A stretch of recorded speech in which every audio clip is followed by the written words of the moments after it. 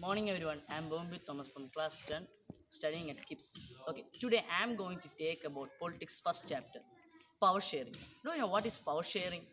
Power sharing means sharing of powers to different levels of organs or other types of governments or parties.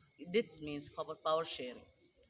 If we didn't share powers to the different levels of government, it will not be a democratic. So today I am going to say about two countries and their problems and how they solve this power sharing. First of all, we can learn about Belgium. Belgium is a small country. Its population is over 1 crore 30 lakhs. It's just less than Haryana. So in Belgium, over three regions are there. In three regions, three types of people are speaking different types of languages. In Flemish region, people are speaking Dutch, and it is over 59 percentage. And in Wallonia region, people are speaking 40% of people are speaking French, and 1% of people are speaking German in the third region. And their main problem was in Brussels, the capital city, the minority become the majority and majority become the minority, because Dutch is minority in Brussels and French become a majority in Brussels.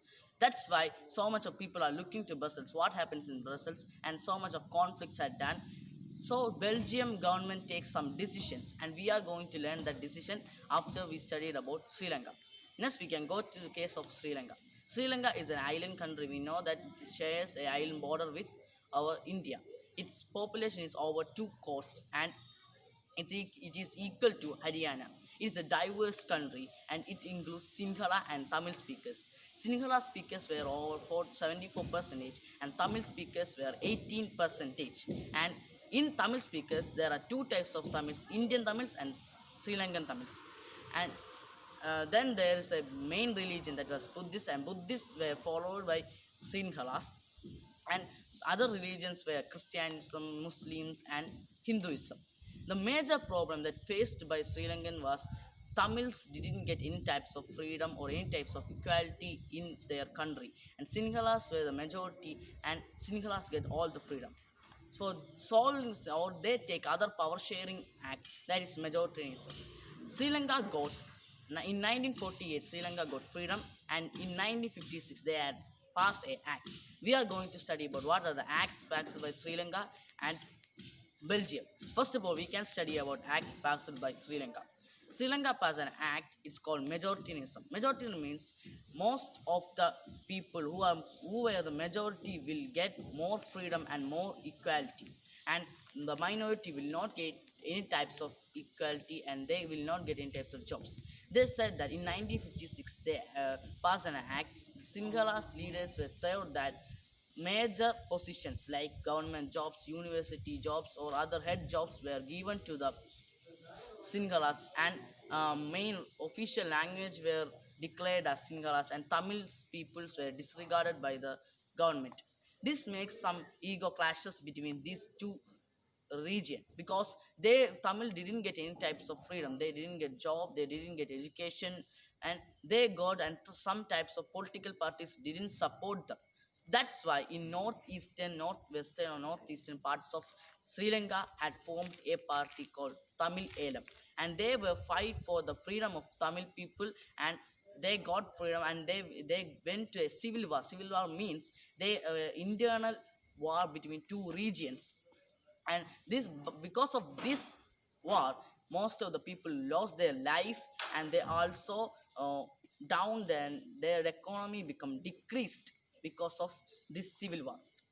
Do you think this policy was right or wrong? So we can look the policy taken by Belgium. Accommodation means they were looking to include all types of language, all types of people in their one hand, and their main policies was, so much of policies were amended by them. Even in 1970 to 1993 they amended their constitution four times to include all types of a region in their one hand. And the four rules was: first, in the central government, the both people from Dutch and French won't be equal, and no majority people cannot take any type of single rule, or they want to discuss with other one. And the second one was, they want to take all the in the state government also some types of rule were given to the state government from central government to state government, and state government were not subordinate of this central government. Third one is the in Brussels there is a special government, because we know that in French was minority in the country and French is majority in Brussels. That's why they had make a special government that both members from the government want to be equal in that in the Brussels government. That's why then French want to allow Dutch to their government, because Dutch allow French to the central government. And there is another fourth level act was there is another government, it's called community government. That means three terms or three community can vote for their community, and all can vote for their community. If German can vote German, and French can vote French, and Dutch can vote for Dutch. And these are the four acts passed by Belgium. Do you think which is right or wrong, Belgium or Sri Lanka? So, we are going to study about what prudential and moral government. Prudential government means prudential power sharing means, and they are not looking, they are decreasing the level of conflict between in the country. And moral means they are making the spirit of democracy in their hand. And this is the two types of power sharing that we have studied: prudential and moral power sharing. Next, we are going to learn about what is and what are the different types of power sharing and why it is desirable. Power sharing is desirable because it decreases the conflicts between the peoples, and it also make their spirit of democracy in their hand. And also there are different types of power sharing with different levels of government, power sharing with different organs of government, power sharing to the social groups, and power sharing to the political parties. We are going to learn about power sharing to the different organs of government. We studied that the organs of government are three: legislature, executive, and judiciary. They are depend with each other, because if a legislator take any law without any permission of executive, that law will not be completed. And also executive want to discuss the law with legislature members or in the parliament. Also, the executive are appointing the judges in the judiciary, but judges want to know whether they are going good or not. This process is known as check and balance process. And this means different levels of different organs are sharing the powers between them. And this power sharing between organs also called horizontal level government. Next is different levels of organ are getting power share. So different levels of government in India is central government, state government, or district or local government.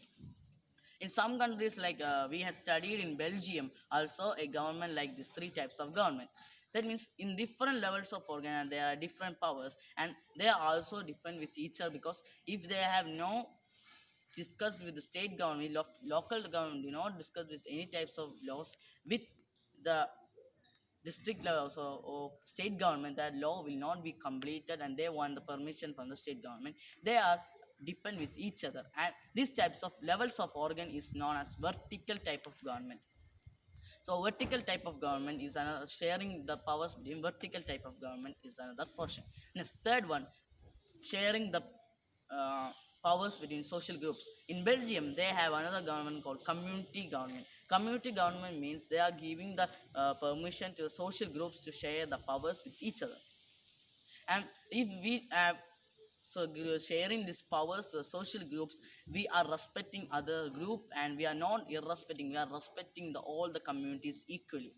And next, the fourth one is power sharing with the political parties. We know that there is opposition and coalition government and government have so much of rules, and if a opposition party saw a rule that was negative, that make a negative impact to the nation, they can choose or they can note that it is not right, and opposition party has a rule to share the powers. Also coalition government is also between, also says about power sharing in political parties, because power sharing in political parties means in a coalition government, if the government didn't get enough seat for the to win, they can make a government with so much of parties. In that government, only not only one party is there are so much of parties, and they want to discuss their rules and powers between them, and they want to say about the rules that they are going to take.